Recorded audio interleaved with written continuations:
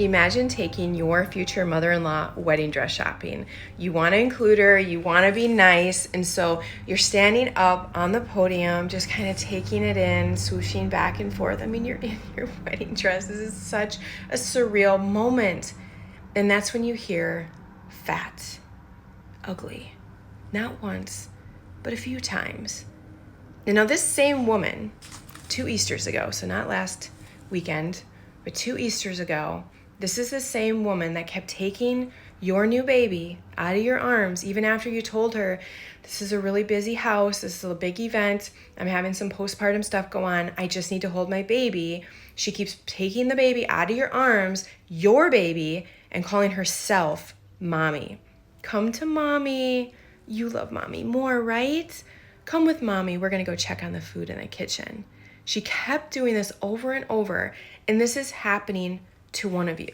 You wrote in, because I'm going to share a story of what she has gone through, and you wrote in and you're asking, what else can I do? I've literally tried for 3 years to get my mother-in-law to like me. I mean, she is such an amazing grandma.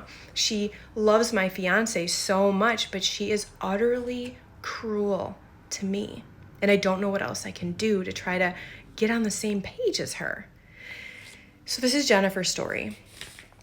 Jennifer met her now fiance 3 years ago, and they got pregnant right away. And so right away, her future mother-in-law is like, nope, tried to break them up. They didn't break up, tried to say, we're not gonna have this baby. They are like, no, we're having this baby. So then she's like, okay, fine. My son is gonna live with me. Jennifer, you go find a different place. You live somewhere else. And then you guys will just shuttle the baby back and forth. That's what we're gonna do. They're like, well, how about we just do what we're gonna do as adults and we'll figure this out, which they did. They carved their own path. They got a place for themselves, and they started building a life together. So this is all happening. The baby's, just coming along. Her pregnancy is coming along very nicely. So as they're getting closer to the delivery day, they decide, we should probably let everybody know, just general boundaries. Let's not kiss the baby. Let's not, do this with, the baby in your arms. Simple stuff. That didn't go well. Her future mother-in-law threatened to never see the child if they upheld any of these boundaries.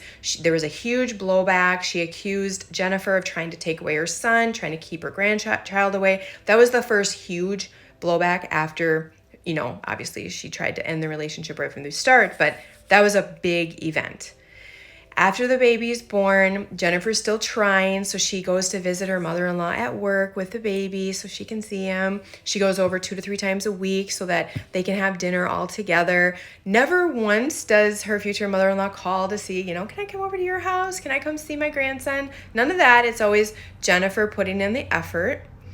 Then fast forward to Easter, 2 Easters ago. Jennifer's having some postpartum anxiety, so she wants to hold her baby in a very crowded event space. There's lots of people that she doesn't know. She's new to the family, and so she just wants to, hold the baby. She communicates that to her future mother-in-law, but instead of listening and just saying, yeah, whatever makes you feel comfortable, Jennifer, she keeps coming and taking the baby from her arms, and every single time she is calling herself the mommy. Come to mommy, you love mommy more, let's go check on the food with mommy. Now, Jennifer didn't raise a fuss during the event because, again, she wants her mother-in-law to like her. There's so many people around, she's new to the family, so she just keeps quiet. But then the following day, she does send a very kind message to her future mother-in-law just stating, I think it's gonna confuse our son if he thinks he's got 2 mommies, so if you could just call yourself, something similar to grandma, I think that would be better. Whew, everything went crazy again. She told the whole family that Jennifer's trying to steal the baby. Jennifer's trying to steal her son. Jennifer's this horrible, terrible person. It was so bad. And then again, she threatened Jennifer and, her fiance, if you, uphold anything or if you do anything to me, I just don't think I can see your child. So she just keeps threatening this, and of course, she obviously knows that's not what they want, and they give in. The entire time leading up to the engagement, she's introducing Jennifer as the baby mama. Not, this is my son's fiance, or this is my son's fiance, yeah, Jennifer. It's the baby mama.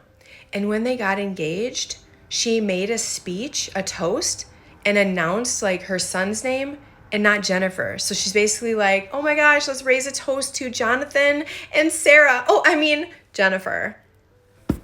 Like, it's just so mean.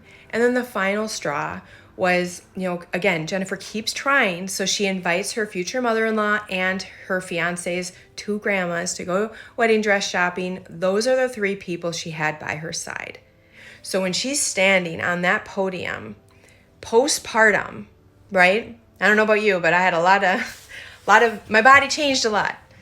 So she's postpartum, probably a little bit just like vulnerable, swooshing around in her white dress. It's a surreal moment, but she's also probably, I would feel vulnerable. And that's when she's hearing the murmurs and the comments, fat, ugly. So now she's coming to us and she's like, what do I do? My fiance is very supportive, but he's not around when she's making these comments. So it's like, what does he really do? And how do I set boundaries with somebody who is an amazing grandma? She's so good to my son, and she's amazing to my fiance, but she's utterly cruel to me. How do I do this? I don't want to go no contact, but I don't know what to do. I don't know how to get her to like me. Oh my God. This just breaks my heart. Jennifer, this is so wildly inappropriate, not okay, not a healthy environment on so many levels. And we have to test to see if you guys mind your boundary, if it can even be a relationship that's sustainable for you. So if this were happening to me, the first thing that I would have to do is accept that I am entering a family that has a very emotionally immature system operating in it. Basically, you're entering a place where you like to talk things out and find a solution. They like to sweep things under the rug. So automatically, I want you to know, I would have to accept that I will be the bad guy because I'm trying to disrupt and change their system. I would also have to accept that for whatever reason, maybe my future mother-in-law looks at me like a threat, sees me as like taking away some resources her son was giving her, whatever. I would have to accept that that is who I am to her. Like, we're not going to be best friends. I can't boundary my way to get her to like me. My energy would now go towards, let's set up some boundaries to keep myself emotionally, physically, mentally safe. Like, I would be more focused on my well-being to even just see and determine if this is a sustainable relationship. So I hope that makes sense. I would then go to my fiance. I would thank him so much for being alongside me on this whole journey, so supportive. And then I would say, we need to do a little bit better job. So when we go and we are around your mom, you need to be by my side, like suction cupped. Like, I'm lasagna, you're Garfield. That's how close we're going to be, so that you're there to protect me. And that is after you communicate to your mom what our boundaries are. If you just basically he needs to say, Mom, I know you love me. I know you love, my son, but you have to respect Jennifer. And if you do X, Y, or Z, this is what we're going to do. So you call her by the wrong name, I'll correct you out loud in front of everybody. You disrespect her in front of people or humiliate her, we will end the event early. You try to take our son when we say no, we want to hold him, I'll just tell you out loud in front of people, which might be embarrassing to you, no, we're good, Mom, just go be the hostess with the mostess. And then your fiance has to mind that boundary. She calls you the baby mama. No, Mom, her name is Jennifer. She's right here. If she humiliates you, okay, this was lovely, I'll see you guys later, we're gonna head out. If she tries to take your son, that's when he says no, Mom, we're good.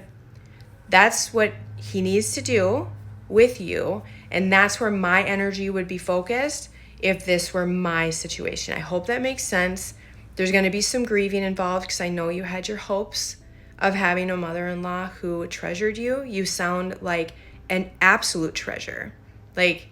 Any mother-in-law on here would love to have you as their daughter-in-law, and I'm so sorry that it doesn't look like you're going to have that dynamic, but you will find other people that cherish you the way that you should be.